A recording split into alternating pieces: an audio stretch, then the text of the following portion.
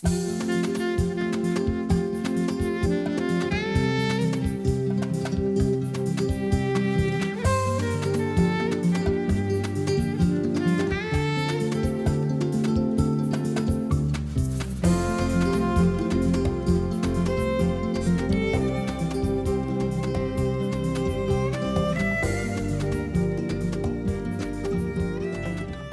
tal? ¿Cómo le va? Muy buenas noches. Es 14 de octubre, una fecha ideal para tener como invitado aquí en nuestro estudio de Canal 11 al doctor Eduardo Matos Moctezuma. Como usted sabe, él es un muy distinguido arqueólogo. Ha tenido cargos muy importantes. Fíjese, ha sido director de la Escuela Nacional de Antropología e Historia, director del Museo Nacional de Antropología. Desde 1978 dirigió las excavaciones en el Templo Mayor, que como también sabe es uno de los proyectos arqueológicos más importantes del siglo XX en el mundo. Ha sido desde luego el fundador del Museo del Templo Mayor, que hoy justamente cumple 25 años, es miembro de la Academia Mexicana de Historia y por supuesto es miembro del Colegio Nacional. 14 de octubre, Día de la Raza, Día de la Identidad, Día de la Hispanidad, o día en que los pueblos y los barrios originarios del Distrito Federal salieron en demanda, como indígenas, ¿sí?, en demanda de la defensa de sus derechos. Adelante, por favor. Bueno, efectivamente tienes toda la razón. Hoy es un día muy significativo, 12 de octubre, día llamado de la raza, y pues hay que celebrarlo, pero hay que celebrarlo en el sentido de lo que implica el indígena. El indígena en nuestro país, el indígena en América, que pues hace más de 400 años fue sometido.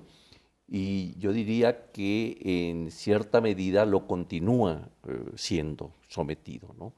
Entonces, creo que es un momento muy importante para reflexionar, para pensar.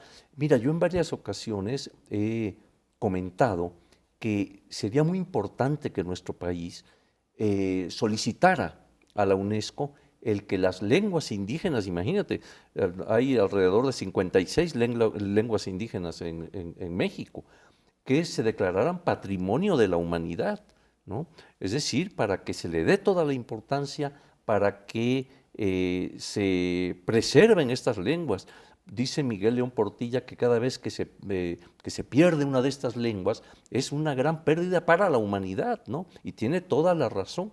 Entonces, pues, en un día tan significativo en que efectivamente cumplimos 25 años en el Museo Fantástico. del Templo Mayor, y lo celebramos inclusive hoy en la mañana, pues hay toda esa presencia indígena. Y por cierto, hay algo que me gustaría comentar hablando de indígena. Fíjate una cosa, Cristina.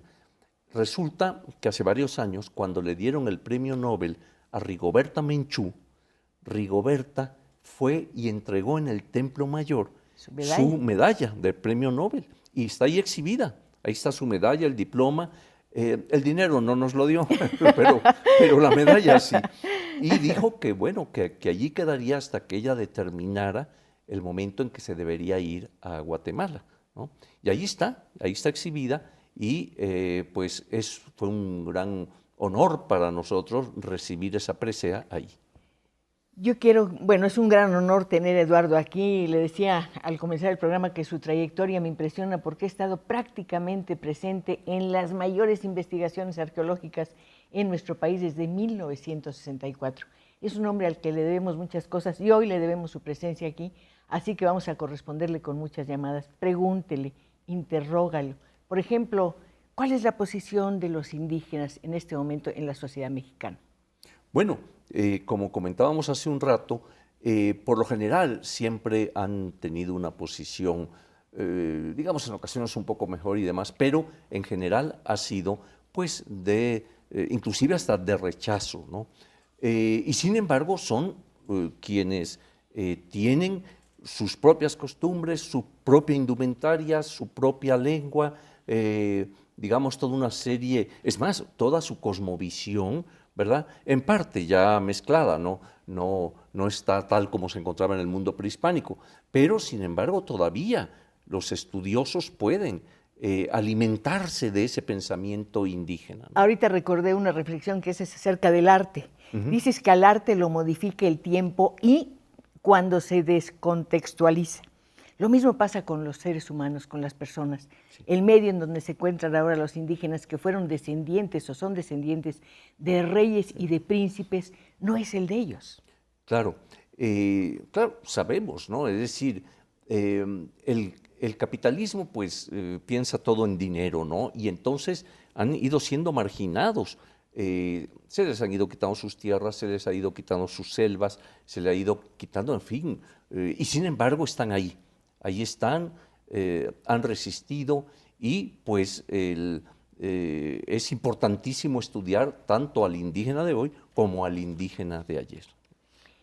¿Cómo los visualizas, uno frente al otro? Bueno, desde luego, mira, en el mundo prehispánico a veces se ha idealizado mucho el mundo prehispánico. También, no hace muchos años, algunos pensaban, no, era un momento maravilloso, todo era la paz, etcétera, y no. No, bueno, tenían si no hubiera habido conquista, ¿no? Tenían, exactamente, sí. Exactamente. Tenían, digamos, sus formas de expansión, etcétera, y también, claro, sus formas de pensamiento. Era un gran mosaico cultural, ¿no? Había grupos de diferente etnia, ¿verdad? Pues en Oaxaca, muchas de ellas que aún perduran, inclusive, como digo, con la lengua, los nahuas en el centro de México, pero muchísimos totonacas, mayas, zapotecos, mixtecos, o sea, una riqueza enorme que, digamos, había conflictos en un momento dado entre ellos y formas de conquistarse unos al otro y de someterlo y demás, ¿no? Actualmente, pues hay una diferencia radical, ¿no? Es decir, ya a partir del siglo XVI, el indígena es conquistado, es sometido, es convertido en mano de obra barata y, por lo tanto, pues sujeto de explotación, ¿no? Y pues actualmente, claro, ya toda esta modernidad, etcétera, pues va avasallando cada vez más y se van perdiendo poco a poco diversas expresiones, ¿no? ¿Cómo se ve a sí mismo el indígena? ¿Cómo crees que se ve? ¿Está orgulloso de serlo? Sí, puesto que sigue siéndolo. O sea, si tú vas a Oaxaca, por ejemplo, es un buen ejemplo, ¿verdad? Vas a poder ver ahí, escuchar todavía su lenguaje, ver varias de sus prendas, de sus artesanías. Sí, pero están en su medio. ¿Sí? Lo que dicen las mazaguas que vienen a la ciudad, dicen, bueno, para empezar, nos han quitado el nombre, nos dicen Marías, a todas. Sí. Segundo, no hablamos nuestro idioma porque la gente se detiene y se burla, entonces tenemos que ocultarlo. Claro.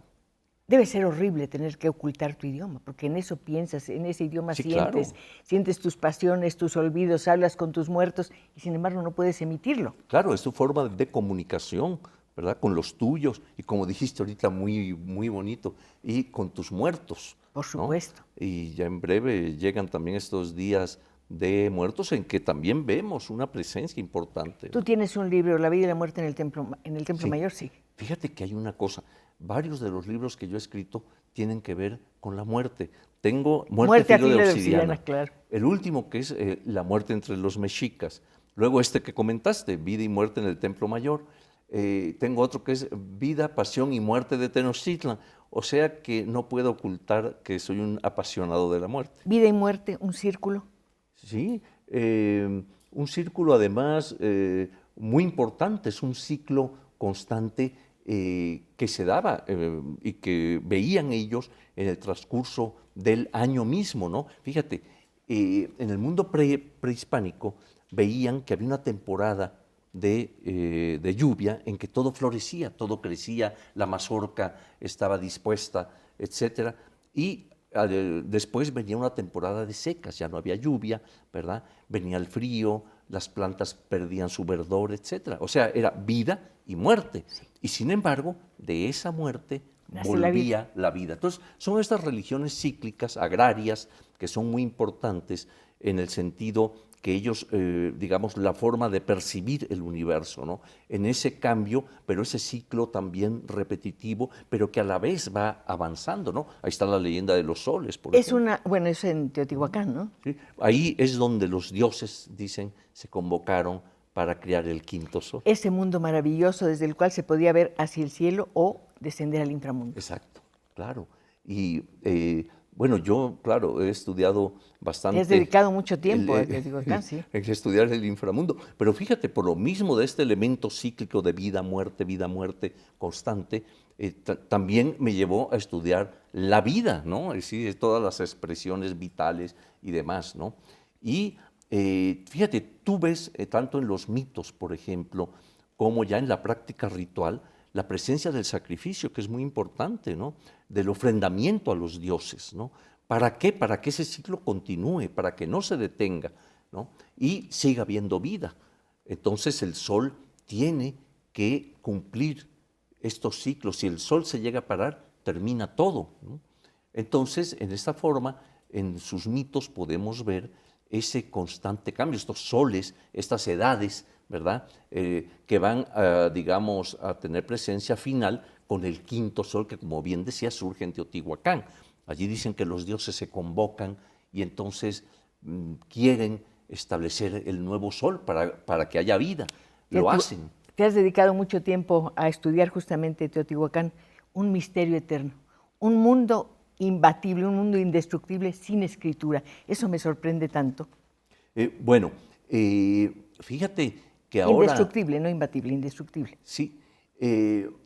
Más reciente, fíjate, ya por, digamos, hará 15, 20 años, se encontró en La Ventilla, un barrio de Teotihuacán, una serie de glifos en el piso muy interesantes. Había, además, estaban colocados en cuadrados así y colocados dentro de cada cuadrito, pintados en el piso, varios glifos, ¿no? Y esto ha dado pie a que algunos investigadores piensen que quizá esto ya es algo, una cierta presencia de escritura, de expresión. Te ¿no? puedo preguntar algo que leí. Supe que esos glifos eran muy sencillos. Sí. Y el objetivo de que fueran sí. así era que lo entendieran todas las personas que vivían en Teotihuacán y que venían de muchas partes, que eran de muchas culturas. Bueno, fíjate algo interesante. Teotihuacán era, pues, una metrópoli impresionante. Primero, era la mayor ciudad que había en Mesoamérica. 125,000 habitantes, ¿no? O sea, alrededor de 125,000, vete a saber, pero se han hecho algunos cálculos, ¿verdad?, que han llegado a esa conclusión. Pero además era una ciudad de 23 kilómetros cuadrados de extensión. Fíjate, si tú imaginariamente levantaras lo que vemos ahorita de Teotihuacán, por ejemplo, abajo, el sistema de drenajes, de desagües, es impresionante, es decir, es toda una serie de canalizaciones para desahogar la ciudad, etcétera, ¿no? Entonces, era una ciudad, además, cosmopolita, una ciudad en que se han encontrado barrios de otras culturas, por ejemplo, el barrio zapoteca, el barrio de los comerciantes, y las formas de vida. Etcétera. ¿Sí?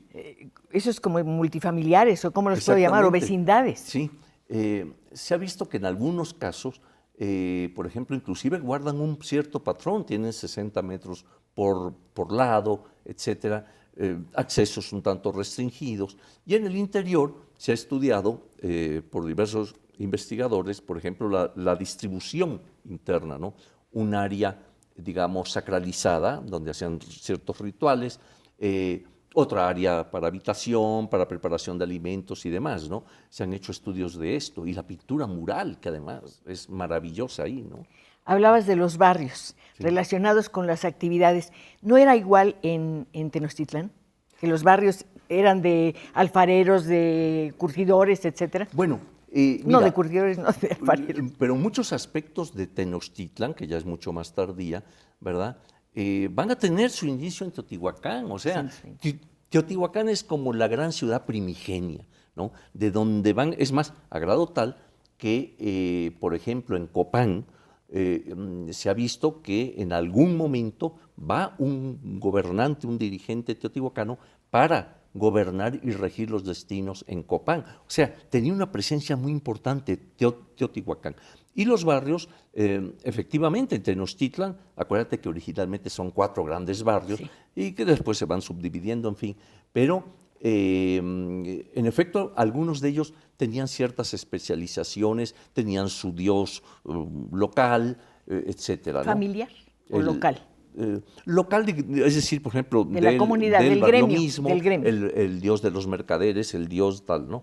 Entonces, todo esto tiene su raíz precisamente en Teotihuacán, ¿no?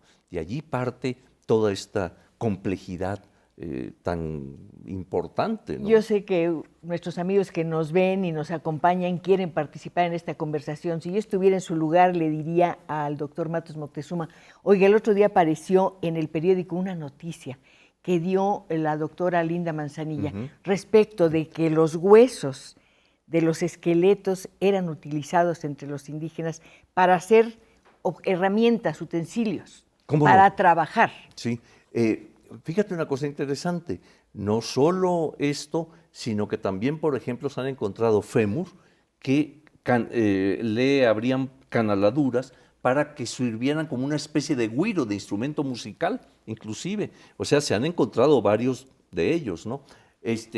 O sea que se aprovechaba muchísimos elementos, desde, obviamente, digamos, diversos tipos de piedra para instrumentos,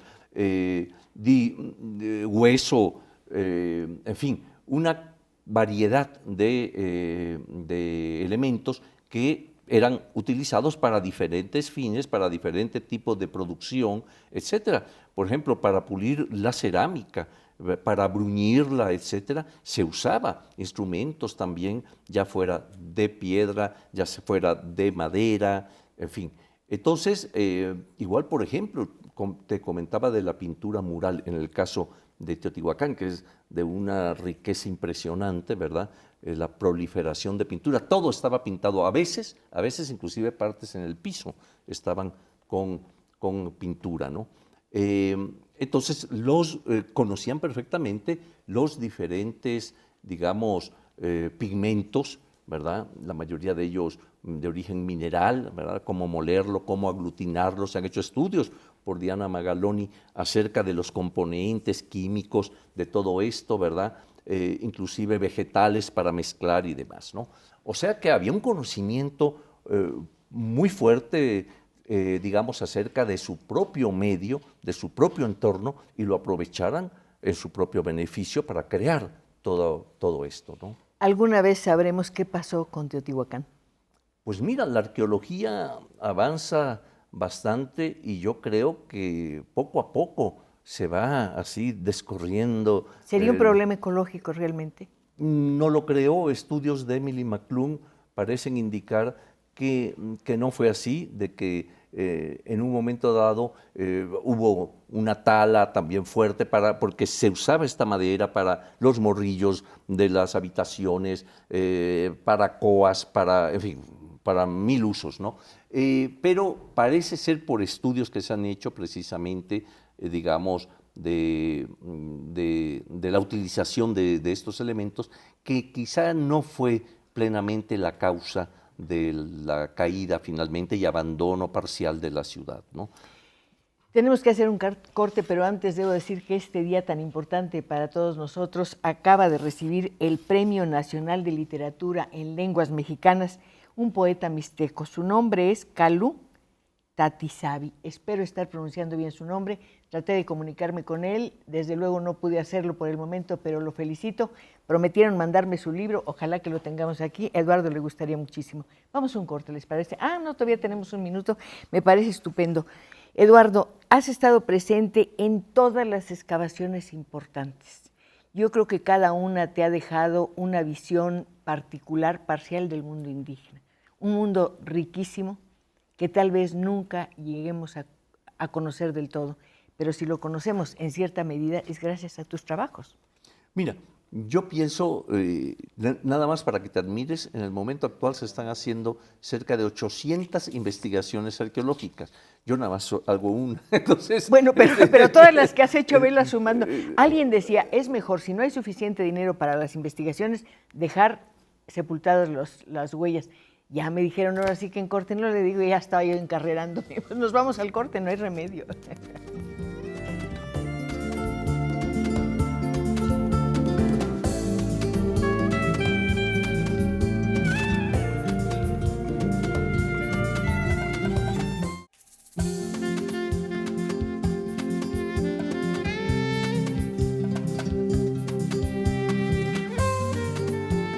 Estamos desde luego conversando con Eduardo Matos Moctezuma. Yo creo que lo he entrevistado unas 5 veces, o tal vez más, en la calle. Por lo general estamos en el centro histórico, en el área del Templo Mayor. Y por cierto, también apareció una noticia el día 6 que se habían encontrado 46 calaveras, 250 maxilares inferiores y que pertenecían a individuos de 12 a 35 años de edad. ¿Qué significa este hallazgo? sí, mira, esto es muy interesante porque estos hallazgos están apareciendo en la fachada, frente a la fachada principal del Templo Mayor. Allí hay 2 excavaciones muy importantes. Una a cargo de Leonardo López Luján, que ha ido encontrando, bueno, él está encargado urbana, de todo, ¿no?, lo de sí. lo de Tlaltecutli, o sea, de esta diosa, ya ha encontrado una cantidad, junto con todo un equipo ahí de biólogos, de restauradores, etcétera, y ha ido encontrando, pues, no sé, yo creo que ya lleva más de 20,000 objetos de diverso tipo allí. Y la otra que está al lado, inmediatamente al lado, está a cargo de Raúl Barrera, y Raúl es quien encuentra esto que mencionas, ¿no? Es la más grande, el más grande depósito de calaveras, son muchísimas. Bueno, sí, porque fíjate que hay algo interesante, digamos que en el Templo Mayor habíamos ido encontrando en sus ofrendas, en ocasiones, rara vez cuerpo completo, un esqueleto, sino más bien cráneos trabajados, en fin, todo esto, ¿no? Pero ahora toda esta presencia de estos cráneos, de estas mandíbulas, también estaban asociadas a una piedra de sacrificio. Ahí está también, ¿no? sí. Que claro. ahí mismo se encontró. Y esto aparece, digamos, acuérdate que el Templo Mayor está erigido a 2 deidades principales, ¿no?, que son Tlaloc y Huitzilopochtli. Y en este caso este hallazgo está, digamos, hacia el lado de Huitzilopochtli, que era el dios de la guerra, además, ¿no? Era el dios belicoso, era digamos, el que llevaba a los mexicas a su triunfo contra sus enemigos, etcétera, etcétera, ¿no? Entonces sí es muy significativo porque a un lado de este hallazgo también apareció un piso muy interesante hecho de piedras con grabados, digamos, serpientes, un individuo atado, etcétera, que guardan relación con el mito que está en el Templo Mayor, del lado de Huitzilopochtli, del combate de este dios en contra de su hermana Coyolxauhqui, a la cual vence y finalmente la decapita y la arroja desde la parte alta del edificio. Ella rueda, se va desmembrando y llega hasta abajo, ¿no?, que representa en cierta forma a la luna, la Coyolxauhqui, mientras que Huitzilopochtli es el sol. O sea, son estos combates míticos, pero que de una profundidad tremenda, y que vale la pena analizar, ¿no? Su belleza y su misterio iluminan de alguna manera el Templo Mayor. Sí, mira qué bonita frase. Es cierto. Pero fíjate una cosa bien interesante. 2 damas son el alfa y la omega en el templo, es decir, primero aparece Coyolxauhqui y da pie a que empiece todo el proyecto del Templo Mayor. Y el 6 de octubre de 2006 aparece la otra dama, la tierra, Tlaltecutli, ¿verdad?, en la parte frontal también del edificio, ¿no? Y la luna, la tierra y Huitzilopochtli, que es el sol. O sea, ahí tienes esta trilogía que se ve presente en el mito de la lucha y el combate entre los poderes diurnos, los poderes nocturnos, etcétera, ¿no? Aquí estamos luchando siempre con el tiempo. Hay muchas cosas que conversar con nuestro invitado de hoy, pero también hay muchas frases que te envían y yo quiero que tú sepas exactamente cuáles son los mensajes. Juan Valenzuela: me gustaría solicitar al maestro Eduardo Matos difundir, divulgar o comercializar por partes el programa de Discutamos México, aquel donde abordaron el tema de los pueblos mesoamericanos. Sí, mira, este que fue un programa importantísimo, yo creo que de lo mejor que ha hecho la Secretaría de Educación Pública y Conaculta, a mí me correspondió hacer el papel que tú haces ahora. O sea, yo era el que entrevistaba y entonces tuve 4 programas de los 150 que hubo. Fue una serie muy importante. Y entonces, en efecto, hubo un programa dedicado a eso y allí invitamos también a Miguel León Portilla, precisamente, ¿verdad? A Félix Báez de la Universidad Veracruzana, en fin, fueron 4 programas en que participaron varios especialistas y nos fueron hablando también de su conocimiento acerca de diferentes aspectos, ¿no?, del mundo antiguo. Evangelina Yáñez, estoy fascinada escuchando al maestro Matos Moctezuma. Rodolfo Galván, felicidades al maestro Eduardo Matos de parte de Neftalí y de su familia. Ah, cómo no. Me gustaría saber qué motivó al señor Eduardo Matos a estudiar antropología y después especializarse en arqueología. Bueno, fíjate que yo estaba perdón, en la lo prepa. dice ¿Quién lo dice? Dafne Sayuri. Pues mi querida Dafne, es una historia muy triste. No es tan triste, es buenísima. Mira, yo estaba en la prepa y yo no sabía que iba a estudiar. Entonces iba acercando ya el final de la preparatoria y yo, pues, ¿qué voy a hacer? Y en eso... ¿En la prepa 1? No te digo dónde mejor. No, mejor no. En una escuela confesional. Pero mira, No tiene nada que ver. el aspecto es que tenía yo esta duda y de repente un buen amigo agarró y me dijo, mira, te voy a prestar un libro. Ese libro se llamaba Dioses, tumbas y sabios, de Ceram era el autor, y trataba de varias culturas de la antigüedad. El capítulo primero estaba dedicado a Egipto. Entonces yo lo leí y me apasioné. Dije, no, yo tengo que ser arqueólogo. No pasé de ahí además, o sea, leí Egipto y empecé a comprarme libros sobre Egipto y demás, ¿no? Y empecé a buscar en dónde, yo no sabía que existía la Escuela de Antropología, finalmente la descubrí, ¿verdad? Y ya, me escribí, etcétera, ¿no? Y allí ya empezó, por decir así, mi historia arqueológica, ¿no? Pero fue gracias a este libro, que por cierto, cuando yo les dije a mis papás, que digo, oigan, ya ahora sí, ya definí lo que voy a estudiar, imagínate, eso era a los 17, 18 años. ¿Y qué, hijo? Ingeniería, médico, Claro, no, abogado. arqueólogo. Entonces hubo un silencio espantoso. Y entonces mi mamá, madre al fin, muy prudente o imprudente, agarra y me dice, mira, Eduardo, qué bien que estudies arqueología, pero tú dices que los cursos son en la tarde. Sí, mamá. ¿Y no sería bueno que en la mañana llevaras cursos en la escuela bancaria y comercial? O sea, me estaba diciendo que me iba a morir de magnífica. hambre, ¿no? Bueno, Entonces, ¿te lo advirtió? y pues mira, no me llegué a morir. Te pregunté si habías estudiado en la prepa 1 porque queda muy cerca el lugar donde Claro. hiciste tu primera excavación, en Justo Sierra. Claro, está a un ladito y 1964, sí. sí, pero fíjate que otra cosa, la Escuela de Antropología en ese momento también estaba, cuando yo estudié, estaba en el antiguo museo de la calle de Moneda, Qué en el precioso. Museo Nacional, y después ya nos pasamos enfrente. O sea que yo me recorría todo eso, ¿verdad? Y pues ni siquiera soñaba yo en que en un momento dado iba a estar excavando ahí con todo un equipo de colaboradores, ¿no?, en el Templo Mayor. Debe ser una impresión tremenda cuando se encuentra uno con uno de estos entierros. Ver un hallazgo, uno yo creo que retrocede en el tiempo. Tocas otras capas de la historia. Ves a tu gente en otros espejos. Debe ser terrible. Bueno, Terrible en el mejor sentido de la palabra. Sí. Mira, en ese aspecto siempre me han preguntado, bueno, ¿y qué emoción sientes? Bueno, sí se siente, desde luego, pero sobre todo lo que hay es una enorme responsabilidad. O sea, tienes que hacerlo con un cuidado excesivo, con mucha técnica, con mucha calma, además, para que no se te escapen los datos. ¿La tecnología hasta qué punto está contribuyendo al rescate del mundo indígena y todos los... Muchísimo, y en el caso de la arqueología, la tecnología aplicada a esta disciplina pues ha ido avanzando con los años. Es más, yo diría que no se concibe actualmente una investigación arqueológica si no es con el apoyo de otras disciplinas como química, física, geología, botánica, Empezaría etcétera. siendo así, estoy pensando en Manuel Gamio, por ejemplo, 1913-14.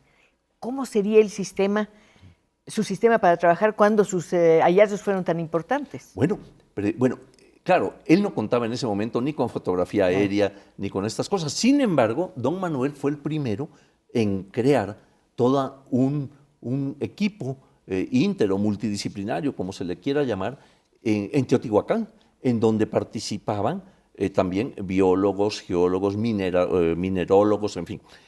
O sea, una cantidad de especialistas que estudiaban el México prehispánico, el Teotihuacán prehispánico, el Teotihuacán colonial y el Teotihuacán moderno. O sea que entendió la arqueología de una manera integral. Completa, claro. Sí, claro. Y pues él es digamos, quien establece además toda la técnica de excavación estratigráfica, que implica, claro, excavar por las capas, en fin, etcétera, ¿no? Llevar un rigor en eso, ¿no?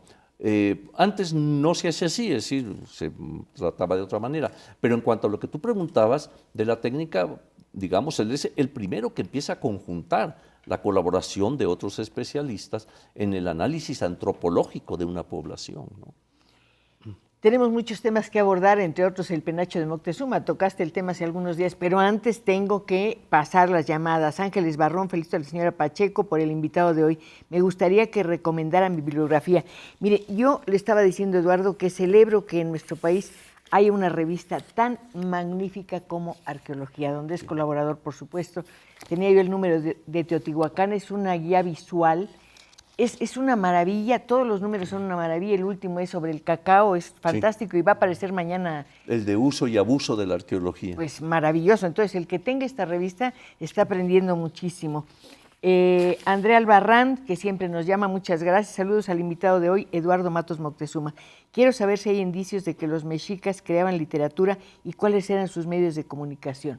Bueno, de que creaban literatura, desde luego, hay toda una poética náhuatl, impresionante, que ha sido traducida por el padre Garibay, claro, por Miguel León Portilla y otros, ¿no? O sea que los mitos también han sido traducidos de su lengua original, del náhuatl. O sea, hay todo un relato y ahí tienes la visión de los vencidos de Miguel León Portilla, en donde están recopilados toda una serie de textos, muchos de ellos traducidos por el mismo Los últimos Miguel. Cantos, que es la visión justamente de los vencidos. Este libro, por favor, yo creo que nadie que sea mexicano puede dejar de leerlo. Aparte de todo, es una verdadera maravilla. José Chávez Carrasco, le estoy escuchando con gran placer y mucho gusto. Ya nací en Oaxaca y aprendí algo de zapoteca y me da mucho gusto saber que el maestro Matos se ocupa de todo esto.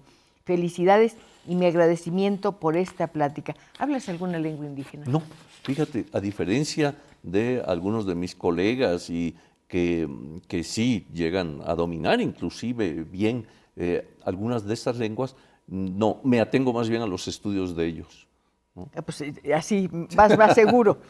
Blanca Rosa Maya, deseo expresar mi admiración y agradecimiento para Eduardo Matos Moctezuma por darme a conocer mis raíces como mexicana. Una felicitación a la señora Pacheco por tener a tan grandes invitados.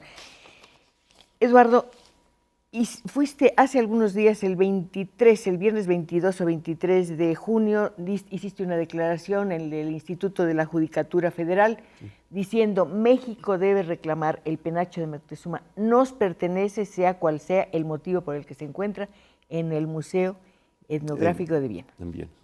Sí, mira, el asunto es este. Nuestra ley de 1972 marca con toda claridad que es propiedad de la nación, inalienable e imprescriptible, todos los objetos arqueológicos, digamos, que fueron elaborados antes de la llegada española, ¿no?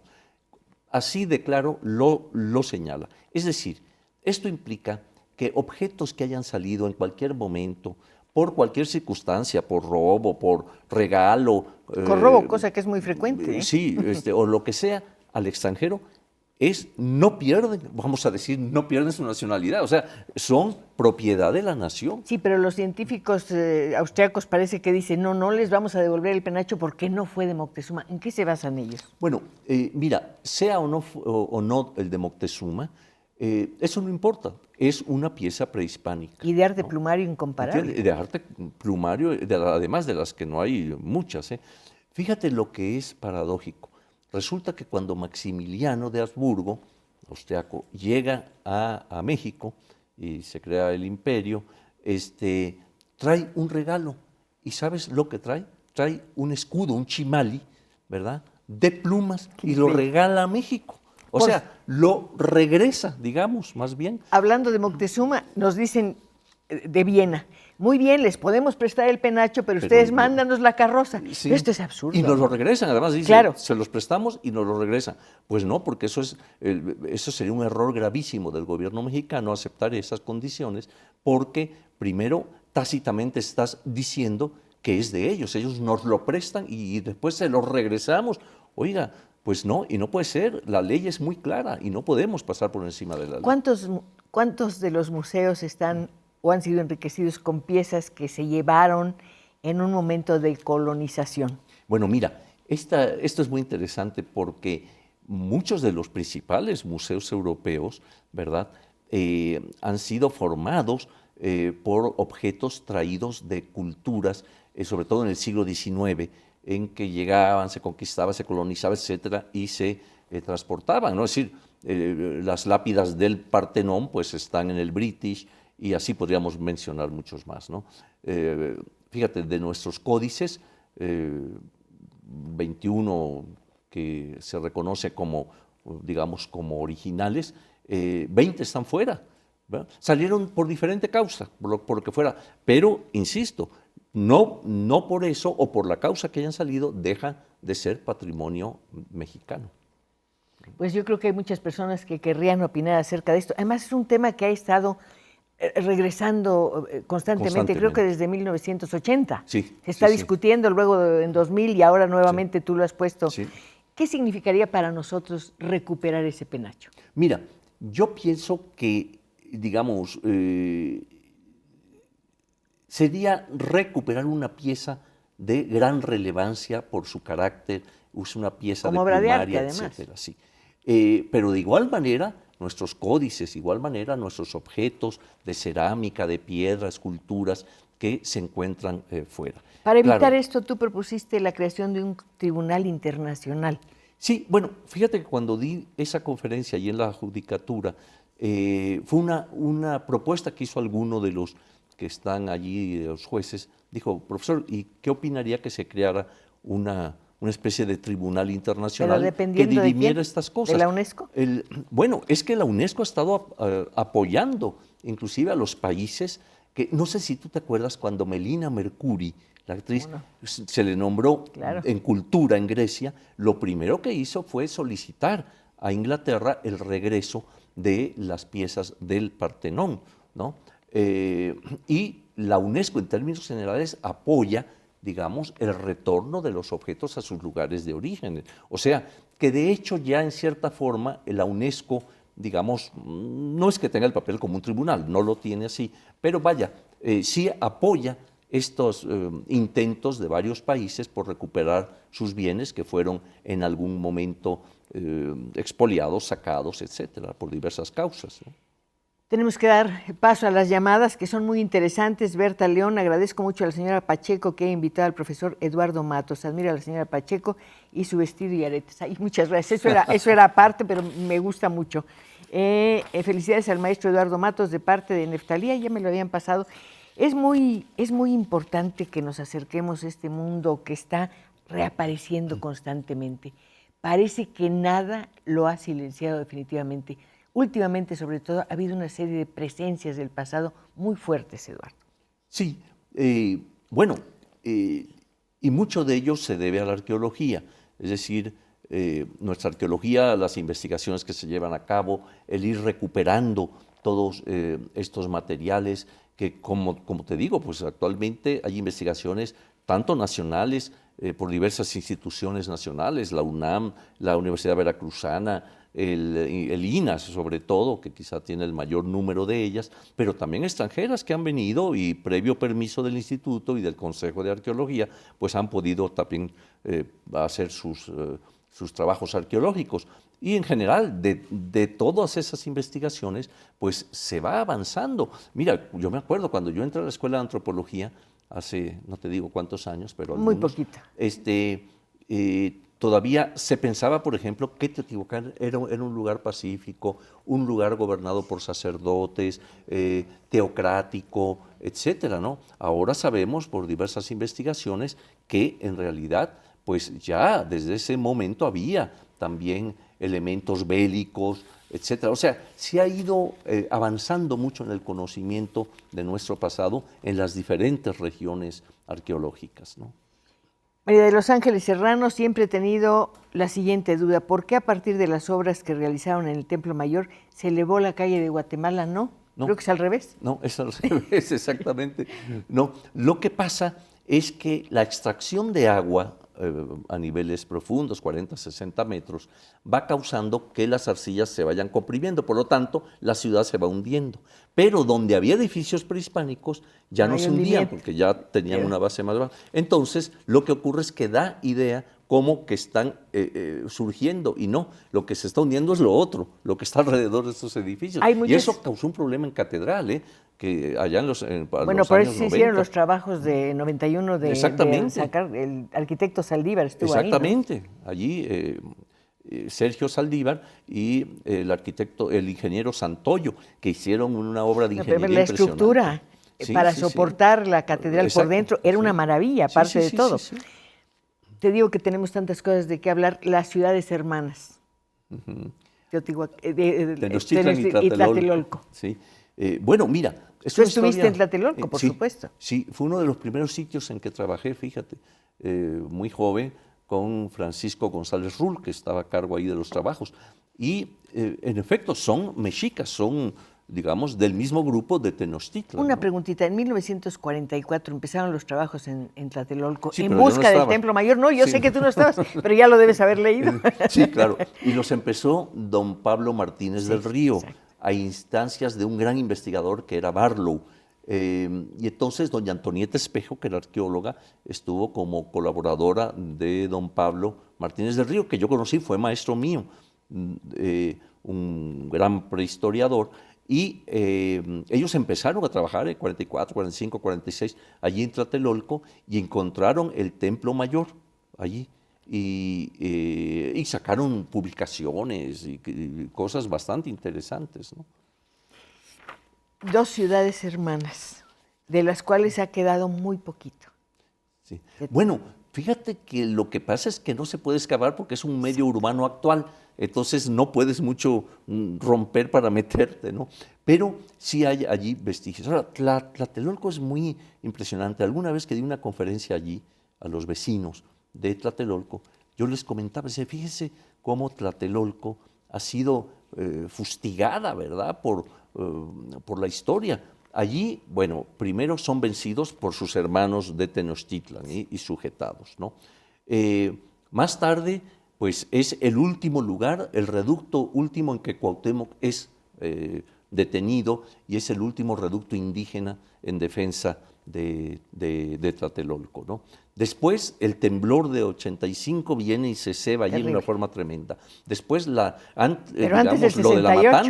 lo de la matanza de 68 es en este lugar, ¿no? O sea, es un lugar lleno de historia y pues... En el rescate que se ha hecho hay unos murales interesantísimos acerca de cómo recobraban el agua de lluvia para difundirla, para distribuirla. Bellísimos. Sí, mira, esto está en lo que se llama una caja de aguas ya del convento de Tlatelolco, pero la pintura, hay una pintura ahí muy bonita que encontró Salvador Guillén con sus colaboradores, y en donde ves, haz de cuenta que estás viendo el códice florentino, ¿verdad? Están las figuras pintadas con imágenes, por ejemplo, de una canoa en el lago pescando y demás, ¿no? O sea, no, a cada rato salen cosas maravillosas, ¿no? Acabas de decir algo, estamos en la ciudad, no podemos seguir excavando. ¿Qué pasaría? ¿Hacia dónde tendrías que avanzar? Es imposible avanzar ya. Sí, no. Lo que hacemos es aprovechar, por ejemplo, obras, ¿no? Que se va a instalar un cable en tal esquina, entonces estamos pendientes con el programa de arqueología urbana para ir ahí y poder obtener la información. Eduardo, una pregunta. Vamos a suponer que se hace un trabajo en un predio, en una antigua vecindad, en una casa vieja, y se encuentra ahí una pieza arqueológica. ¿A quién pertenece? A la nación. No a la persona que es dueña del predio, ¿verdad? No. La ley en eso es muy clara y pertenece a la nación. Es más, es deber de la persona dar aviso a la autoridad, que es el Instituto Nacional de Antropología, para que, digamos, se haga el rescate, se recupere esa y otras piezas y demás. ¿Sí? ¿Cómo proteger las áreas, las zonas arqueológicas? Bueno, para evitar los robos, por ejemplo, los saqueos. Fíjate que la ley de 72 marca claramente cómo, digamos, este patrimonio nuestro, de la población, digamos, pues debe estar protegido, no puede excavar cualquier gente, ¿verdad?, con fines de sacarlas, robarlas, venderlas, etcétera. Está prohibido que se vendan estas piezas, ¿no?